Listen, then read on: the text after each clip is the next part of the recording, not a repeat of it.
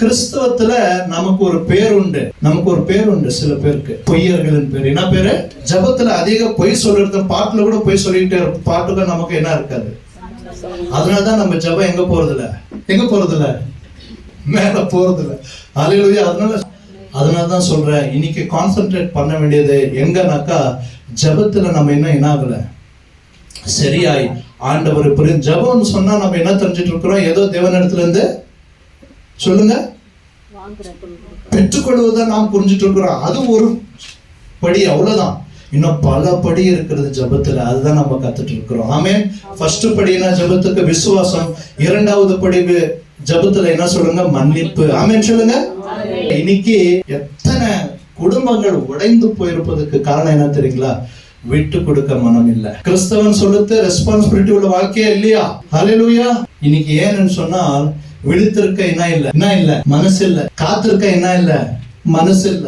விழித்திருந்து எங்க இருக்கு அந்த வசனம்? மத்தேயு 26 இருக்கு. 41 நீங்கள் சோதனைக்குட்படாதபடிக்கு விழித்திருந்து ஜெபம் பண்ணுங்கள். நீங்கள் விழித்திருந்து என்ன பண்ணுங்கள்? ஜெபம் பண்ணுங்கள். ஆவி உற்சாகம் உள்ளதுதான். எல்லாரும் சொல்லுங்க, ஆவி எப்படியா இருக்கு? ரொம்ப உற்சாகமா இருக்கு ஆவி. இப்போ மாம்சமோ பலவீனம் உள்ளது. மாம்சம் எப்படியா இருக்கு பிரதர்? தூங்க சொல்ல. மாம்சம் என்ன பண்ணும்? இவர் எப்ப முடிப்பாரோ வெளியே போலாம். காலையில எழுந்து ஜபிக்கிறது ரொம்ப மனசு இருக்குதுங்க. ஆனா என்ன இல்ல, மாம்சம் விட்டு கொடுக்க. அதனாலதான் இந்த மாம்சத்தை நீ ஜெயிக்கணும். ஆமென் சொல்லு. ஹல்லேலூயா.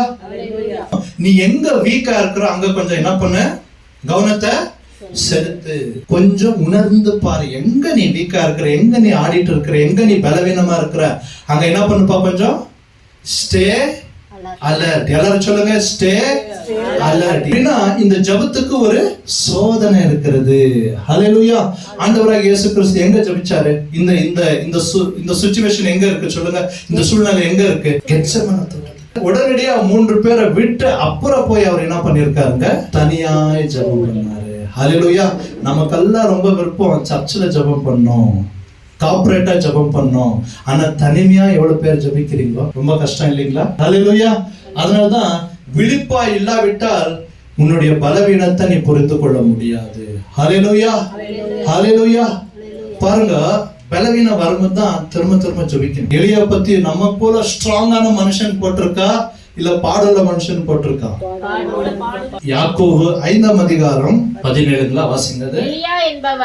எலியா என்பவன் நம்மை போல பாடுள்ள மனுஷனாய் இருந்தும் மழை பெய்யாதபடிக்கு கருத்தாய் ஜெபம் பண்ணினான். அப்பொழுது 3 வருஷமும் 6 மாதமும் பூமியின் மேல் மழை பெய்யவில்லை. மறுபடியும் ஜெபம் பண்ணினான். இப்ப எல்லாரும் சொல்லுங்க, மறுபடியும் ஜெபம் பண்ணினான். நாம ஜெபிப்போம், மறுபடியும் ஜெபம் பண்றது இல்ல.